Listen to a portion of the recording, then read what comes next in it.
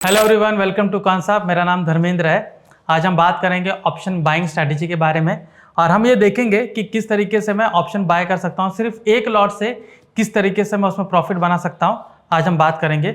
Various tools है, various tools के बारे में बात करेंगे और आपको दिखाऊंगा कि किस तरीके से मैं इंट्राडे भी बना सकता हूँ और आप देखोगे कि एक अगर मैं उसको कैरी फॉरवर्ड करूँगा तो उसमें भी कितना अच्छा प्रॉफिट बन सकता है। ठीक है, तो चलिए हम बात करते हैं ऑप्शन स्ट्रैटेजी के बारे में। ठीक है, तो जो मैं टूल्स यूज़ करूँगा पहले उसके बारे में बता देता हूँ एंड फिर मैं आपको बताऊँगा कि किस तरीके से मैं उसमें ट्रेड ले सकता हूँ। ठीक है, तो देखिए अगर कहीं पर भी आप देखो, जब भी हम ट्रेडिंग की बात करते हैं, ठीक है, जब भी हम ट्रेडिंग की बात करते हैं तो हमारे मन में सबसे पहला ये आता है कि हम कौन सी स्ट्रैटेजी अपनाएंगे। ठीक है, कौन सी स्ट्रैटेजी अपनाएंगे, बिकॉज आप देखोगे कि बहुत सारी स्ट्रैटेजीज हैं,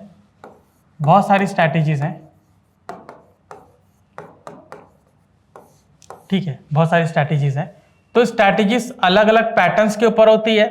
तो मैं कहूंगा कि एक प्राइस एक्शन के ऊपर होता है। ठीक है, प्राइस एक्शन, फिर अब उसमें इन्वॉल्व होता है आपका इंडिकेटर, तो मैं कहूंगा कि इंडिकेटर बेस पे रहता है। तीसरा आप देखोगे इसमें हम डेटा भी यूज करते हैं। ठीक है, मैं कई बार तीनों का अलाइन करता हूं। ठीक है, कई बार मैं तीनों का अलाइन करता हूं और कई बार सिर्फ मुझे दो से भी मिल जाता है तो मुझे एक अच्छा ट्रेड मिल जाता है।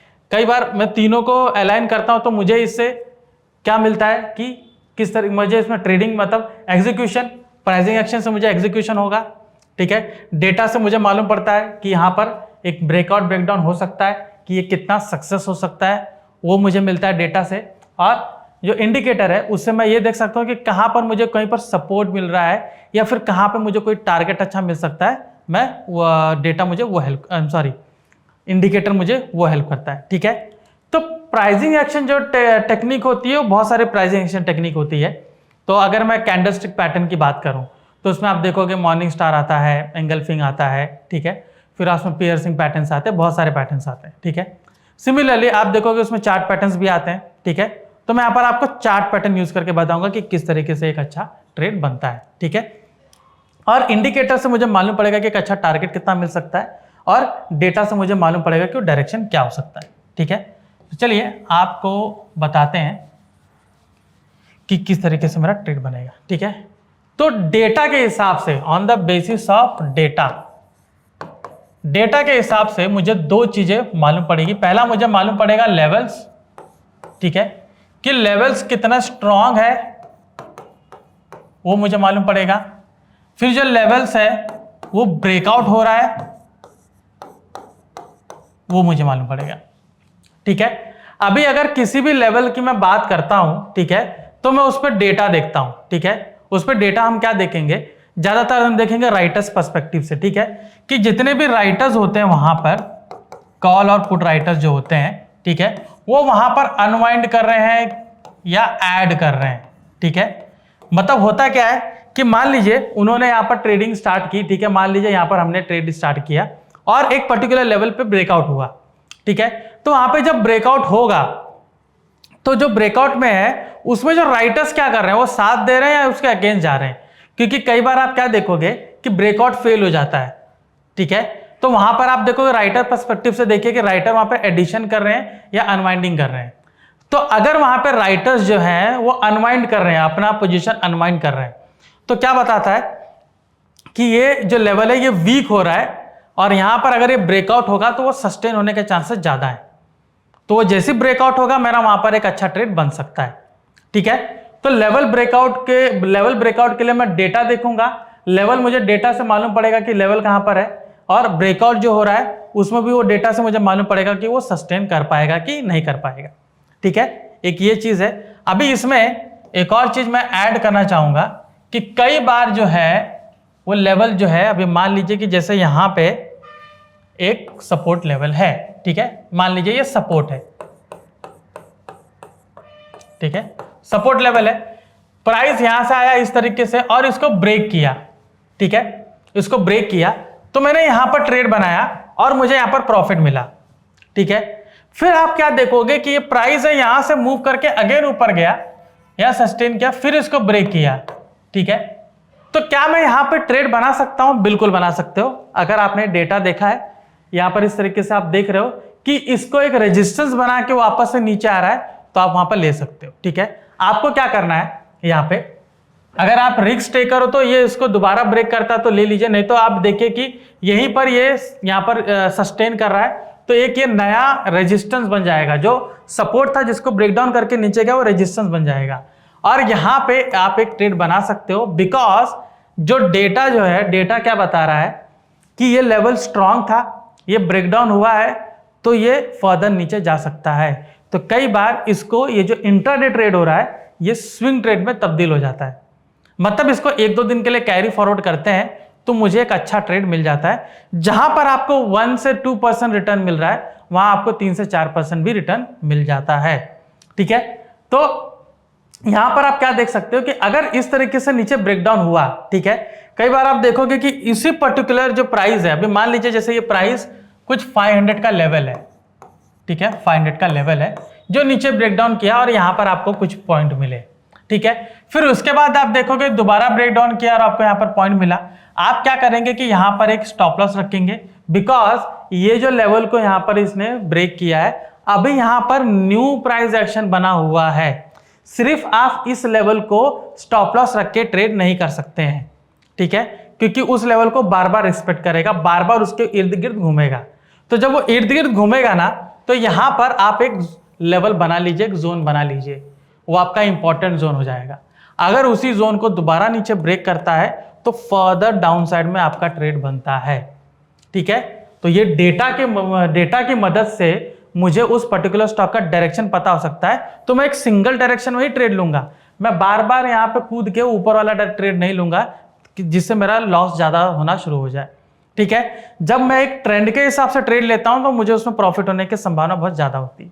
ठीक है, तो यहां पे क्या होगा कि मैंने डेटा के हिसाब से मैंने देखा, ठीक है, मैंने प्राइस एक्शन बताया किस तरीके से हम इसमें मैच करेंगे। अब मैं इसमें एक इंडिकेटर यूज करूंगा, जैसे RSI है, अगर ये यहां से ब्रेक करके नीचे जाता है तो मैं यहां पर देखूंगा कि अगर ये ओवरसोल्ड में जा रहा है तो मेरा वो टारगेट है।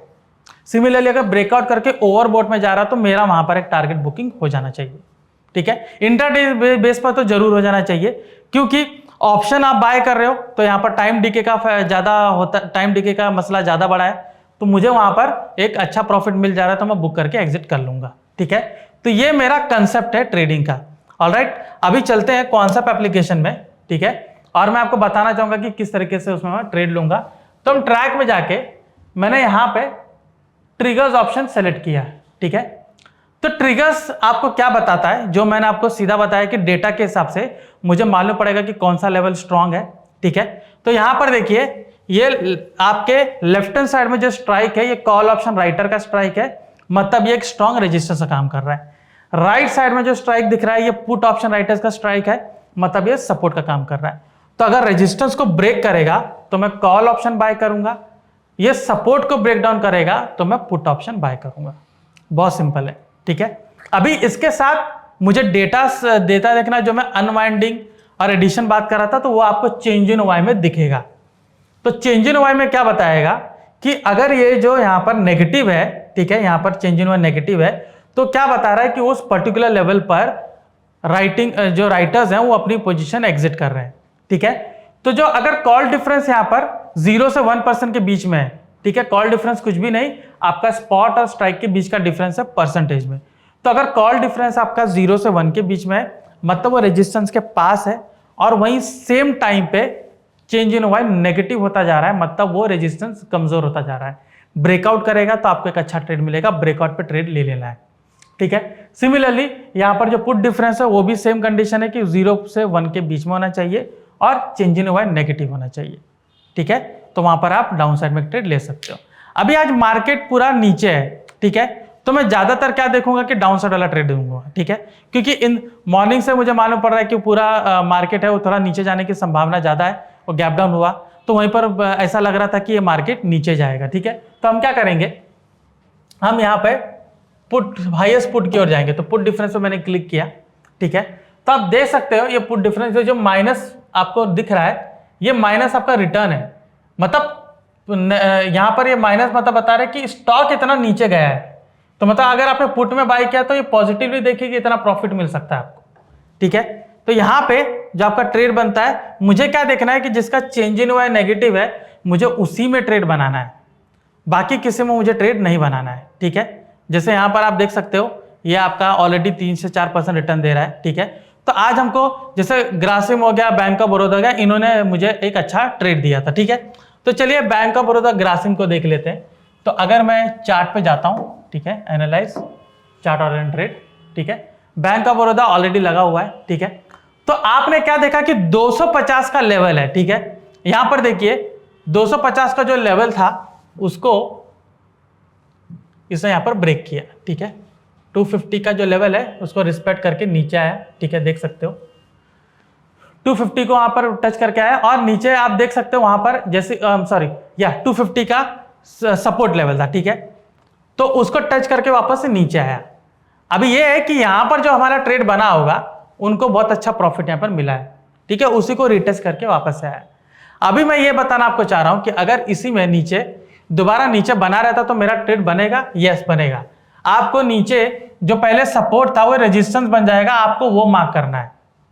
तो यहां पर देखिए इसी प्राइस को बार बार इसने यहां पर रिटेस्ट किया, तो ये आपका एक अच्छा रेजिस्टेंस बन गया। अब मैं इसमें प्राइस एक्शन देखूंगा कि इसको दोबारा रिस्पेक्ट कर रहा है। जी हाँ, यहां पर देखिए आज मॉर्निंग में कैंडल ओपन हुआ, उसको रिस्पेक्ट किया वापस से।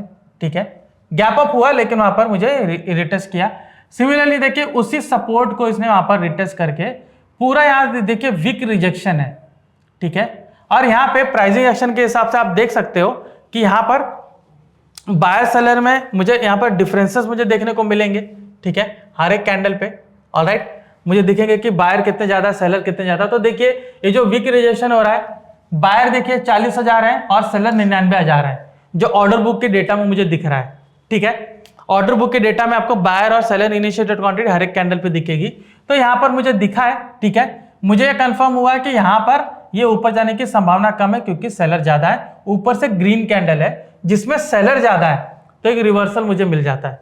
तो मैं यहां पर अगर ट्रेड बनाऊंगा और सीधे आप देखोगे 246 का प्राइस है, यहां से जो मैंने आपसे कहा कि मेरा पहला टारगेट कहां पर होगा, जब वो RSI के ओवरसोल्ड में जाता है। तो 246 से गिर के आप देख सकते हो 244 तक आया है। ठीक है, 244 तक आया है। तो अगर इसके हिसाब से मैं देखूं तो 1% का मूव मुझे दे चुका है, तो उसमें मुझे एक बहुत अच्छा प्रॉफिट मिल जाएगा। ठीक है, फर्दर आप देख सकते हो डाउन साइड और भी नीचे गया है, वहां पर एक अच्छा प्रॉफिट मिला है। ठीक है, सिमिलरली आप देखोगे ग्रासिम की भी कहानी सेम है। ठीक है, कोई डिफरेंस नहीं है। यहां पर चेक करते हैं ग्रासिम। ये देखिए ग्रासिम का जो उसमें ट्रेड आया था 2600 के लेवल पे। ठीक है, 2600 के बाद आप देखिए कि यहां पे ये देखिए 2600 का लेवल है। ठीक है, 2600 को इसने ब्रेक किया, 2 बार इसे ट्रेड दिया, उसके बाद देखिए यहां पर इसने लेवल बनाना शुरू किया। तो हमने क्या किया, इसको अगर मुझे हॉरिजॉन्टल लेवल नहीं मिल रहा तो मैं ट्रेंड लाइन बनाऊंगा। ठीक है, ट्रेंड लाइन बनाऊंगा और ट्रेंड लाइन के हिसाब से मैं इसमें ट्रेड लूंगा। ठीक है, ये आप देख सकते हो। ठीक है, तो यहां पर देखिए ये ट्रेंड लाइन यहां पर बनी है, इसको यहां पर रिटेस्ट किया, यहां पर रिटेस्ट किया, अभी आप देख सकते हो कि यहां पर भी इसने रिटेस्ट किया। ठीक है, तो ट्रेंड लाइन के भी इसके आसपास मुझे क्या करना है, अभी ये ट्रेंड लाइन थोड़ा सा यहां पर एक ग्लिच कर रहा है जिसके वजह से मुझे ट्रेंड लाइन बनाने में थोड़ी सी दिक्कत हो रही है। ऑलराइट, तो देख सकते हो कि यहां पर एक ग्लिच, यहां पर पूरे तरीके से यहां पर रिटेस्ट किया है और यहां पर आप देख सकते हो कि किस तरीके से मुझे यहां पर एक प्राइस एक्शन मिला है जिसमें मुझे बायर और सेलर के बीच में डिफरेंसेस ज्यादा मिले हैं और इसको किस तरीके से इसने पूरे तरीके से कैरी फॉरवर्ड यहां पर किया है। ठीक है, 2600 का लेवल ब्रेक करने के बाद आप देख सकते हो कि उसी प्राइस से रिजेक्शन कहां पर मिला है। जो मैं कैरी फॉरवर्ड करने की बात कर रहा था आप देख सकते हो यहां पर है। ठीक है, कैरी फॉरवर्ड करने की बात करता आप देख सकते हो कि यहां पर किस तरीके से एक जो इसने एक रेजिस्टेंस जो सपोर्ट था जिसको ब्रेक किया वो आपका जाके रेजिस्टेंस बन गया। ठीक है, 2600 का लेवल है। Alright, just a minute. देखिए इसे ब्रेक किया है और इसी को ब्रेक करने के बाद वापस से जो मैं आपसे कह रहा था कि अगर इसको वापस से ब्रेक करता है तो क्या मुझे वहां पर ट्रेड लेना चाहिए? बिल्कुल लेना चाहिए। तो आप ट्रेंड के हिसाब से भी ले सकते हो, आप ऐसा एक रेजिस्टेंस सपोर्ट बना के भी ले सकते हो। तो अगर मैं यहां पे ट्रेड लेता हूं, ठीक है, यहां पे ट्रेड लेता हूं, ठीक है, 3 रुपए नीचे है और यहाँ पर मेरा एक स्टॉप लॉस रहेगा। ठीक है, तो स्टॉप लॉस रहने के बाद आप देख सकते हो कि यहाँ तक मुझे एक अच्छा रिटर्न मिला है। ठीक है, तो पूरे तरीके से आप देखोगे अगर ये डाउन साइड आया है तो मुझे इसमें कितना अच्छा रिटर्न मिला है। Let me check. अगर ये वापस से रिटर्न आया, अभी मान लीजिए कि हमने यहां पर ट्रेड लिया या यहां पर ट्रेड लिया, ठीक है, अगर मैं यहां पर दोबारा रिजेक्शन हुआ, क्योंकि एक बार मुझे कंफर्मेशन चाहिए, जैसे मैंने कहा कि कंफर्मेशन चाहिए, यहां पर देखिए 2 बार रिजेक्ट हुआ, यहां पर वापस से रिजेक्ट हुआ और फिर 2600 का लेवल यहां पर ब्रेक किया, तो मैं क्या करूंगा, यहां पर मैं ट्रेड लेता हूं और मान लीजिए मैंने यहां पर इसका स्टॉप लॉस रखा। ठीक है, ये मेरा एसएल है। ओके, ये मेरा एसएल है और इसी के हिसाब से मैं यहाँ पर ट्रेड लूंगा। एटलीस्ट 1:2 का रेशियो लूंगा। कैरी फॉरवर्ड कर रहा हूं तो 1:3 का रेशियो मुझे आसानी से मिल सकता है। तो आप देख सकते हैं कि किस तरीके से ट्रिगर टूल को यूज करके मैंने इस तरीके से ट्रेड लिया। वो ट्रेड अगर एक बार नीचे ब्रेकडाउन करता है आप ले सकते हो, दोबारा अगर उसमें ट्रेड लेना है तो आप देखिए कि वहां पर प्राइस एक्शन देखिए कि कोई ट्रेंड लाइन या जो सपोर्ट था, जो रेजिस्टेंस बन चुका है उसको रिस्पेक्ट कर रहा है। सिमिलरली अगर ऊपर की ओर जा रहे हो तो रेजिस्टेंस था उसी को सपोर्ट मान के वापस से ऊपर जा रहा है, तो तब आप उसमें ट्रेड बना सकते हो। तो इस तरीके से आप एक ऑप्शन बाइंग स्ट्रैटेजी अपना सकते हो। ठीक है, ट्रिगर टूल को यूज करके, प्राइस एक्शन और डेटा को यूज करके। ठीक है, तो ये था ऑप्शन बाइंग के ऊपर एक सेशन।